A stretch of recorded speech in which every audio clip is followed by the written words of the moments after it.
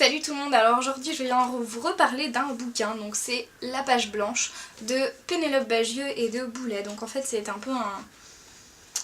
Je vais pas dire un roman graphique, mais un peu si en fait. En gros c'est une sorte de BD au style de Digli, etc.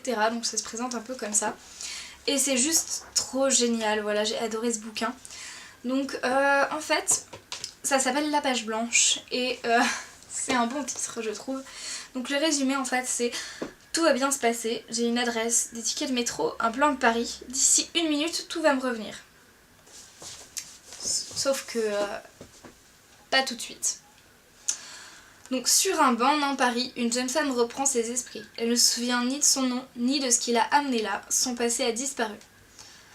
Donc en fait c'est humoristique et en fait tout le long du bouquin on va voir sa quête de souvenirs en fait, et dans tout le bouquin elle va chercher à retrouver son identité, à savoir qui elle est, où elle habite, qui elle aime, son travail, etc.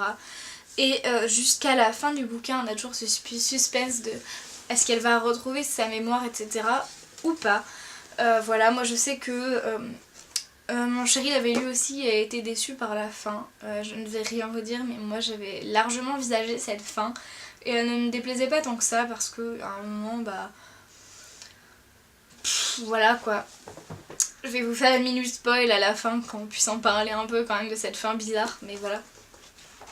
Et c'est un bouquin vachement bien. Alors moi je suivais déjà Pénélope Bagieux sur son blog graphique, enfin blog de dessinatrice, et j'avais adoré un peu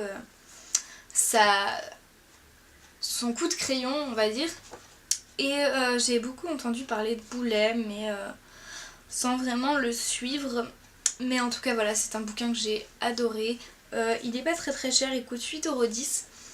Et franchement c'est un truc juste génial quoi. Je voulais surtout un bouquin de Pénélope Bagieux pour un peu la lire parce que j'ai beaucoup lu les Digli, les Margot Motin, etc. Mais j'avais moins eu l'occasion de lire elle.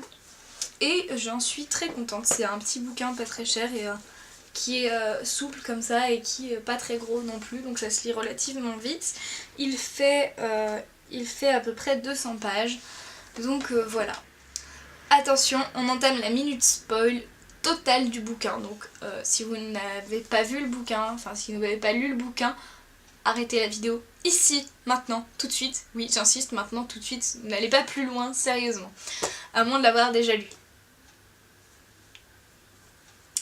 Voilà, donc j'espère qu'il n'y a personne. Voilà, donc j'espère qu'il n'y a plus personne qui n'a pas lu le bouquin présent sur cette vidéo, parce que sinon vous êtes vraiment débile, ou vraiment, je ne sais pas, audacieux on va dire. Franchement, on en parle qu'elle retrouve pas ses souvenirs. Donc minute spoil, comme vous le savez du coup elle ne recouvre jamais ses souvenirs. Est-ce que vous ça vous a vraiment perturbé ou pas? Moi j'avais envisagé cette possibilité très tôt. Et voilà, enfin je me dis ça me dérange pas plus que ça parce qu'elle n'est pas spécialement malheureuse. Sa personnalité d'avant fait qu'elle était vide, un peu sans personnalité, etc. Et ça n'avait un peu aucun sens, aucun intérêt de recouvrer ses souvenirs et de redevenir comme ça. Malgré tout je pense que ça l'aurait changé, mais du coup c'est bien que ça la change totalement en ne se souvenant de rien. De toute façon elle n'avait pas tant de famille que ça.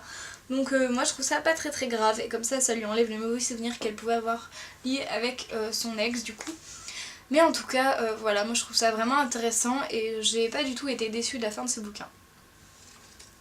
J'espère que cette troisième vidéo sur les bouquins que je lis vous aura plu et on se retrouve bientôt pour une nouvelle édition. Ciao ciao!